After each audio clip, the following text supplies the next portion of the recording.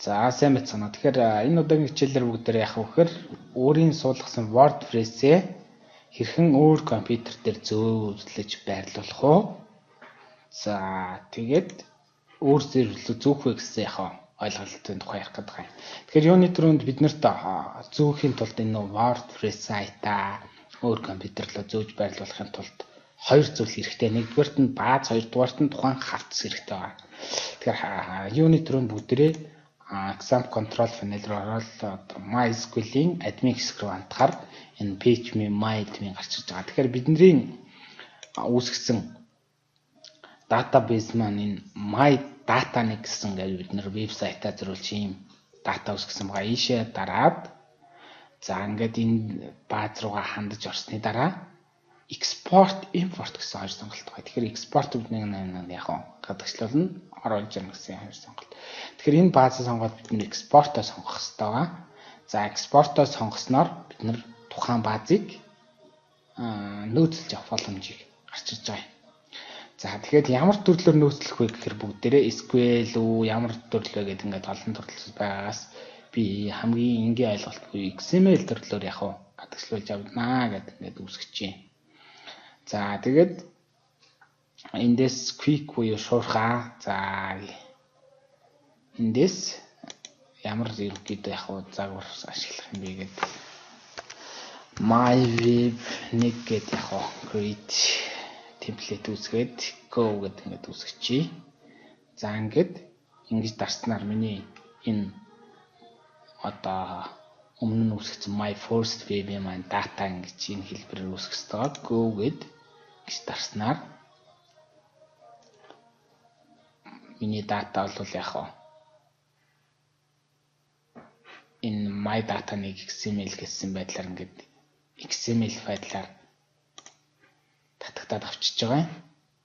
За тэгвэл бүгдээрээ нэгдүгээрт нь энэ датагаа экспортлоод авсан болвол энийг copy-дод шинэ хавцанд үүсгэчихье.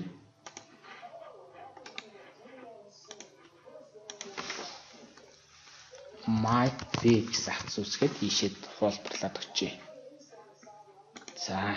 За хоёрдугаарт нь бид нэр ийшээ юу хуулж өгөх хэрэгтэй байгаа гэхээр C-disk руу ороод example хавцсан дотор байгаа htdocs буюу веб байршуулах хавцсан дотроос my first web буюу миний веб гэд би өмнө нь үүсгэсэн веб хавцаа тэр жигээр нь хуулж авах хэрэгтэй байна. За ингээ хавцаа хуулаад my web хавц руу ингээд хуулаад өгчий. Ингээд яг бидний веб маань үүсэж байгаа. За ингээд энийг өөр компьютер дээр яаж байрлуулах юм бэ гэж байгаа юм. Тэгэхээр одоо би энэ компьютер дээр буцаад суулгая гэхийн тулд яг энд үүссэн байгаа веб устгах хэрэгтэй байгаа. Тэгэхээр эхлээд би хуулж дууссныхан дараа та бүхэнд суулгаж үзүүлье. Тэгэхээр энэ миний саяны веб суулгац маань ашигласан зураг бүх зүйл маань нийлээд нэг 16 15 орчим мегабайт үүссэн. Дата маань болохоор нэг их хэмжээнд биш багахан хэмжээнд үүссэн байна. За ингээд веб та бүхэнд яаж суулгах тухай ярив. Тэгэхээр та нар өөр компьютер дээр суулгахын тулд саяны нэгдүгээрт нь дата, хоёрдугаарт нь тухайн вебтэй хавц хоёроор юуны дөрөнд хуулах хэрэгтэй байх нэ. Энийг л сайн ойлгож авах хэрэгтэй шүү гэж хэлчихье. За ингээд миний суулгац маань хуулаад дуусчих чинь. Тэгэхээр би өмнө нь суулгацсан хавцаа exam дотроос устгахчи. Яагаад устгах байгаа гэхээр давхардж байгаа учраас яг суулгахтаа одоо нэг сервер рүү бид нэр зөөх ёстой гэсэн үг шүү дээ.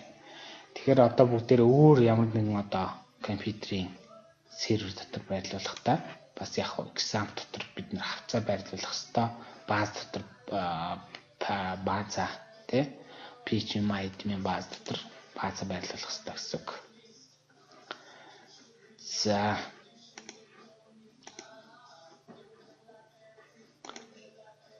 За ингээд database round би энэ бааза устгачи. За ингээд сонгоод drop listener бааз маань устж байгаа. За ингээд my data нэг маань устсан би сая хавцаа устгацсан. Ингээд энэ саяны Миний веб бол одоо localhost.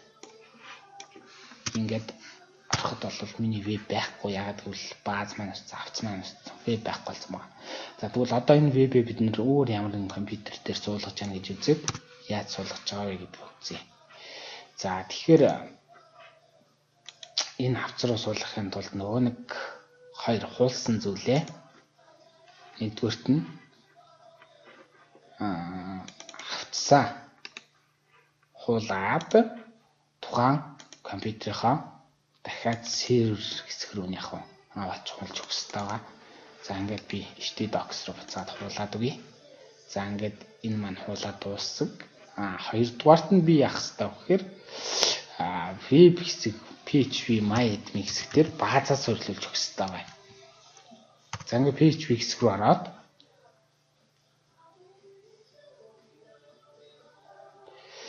ингээд оронгуудаа import хэсэг рүү хандах буюу оруулж ирэх хэсэг рүү хандаад за ямар нэгэн бааз оруулж ирэх хэрэгтэй бид нар тийм ээ.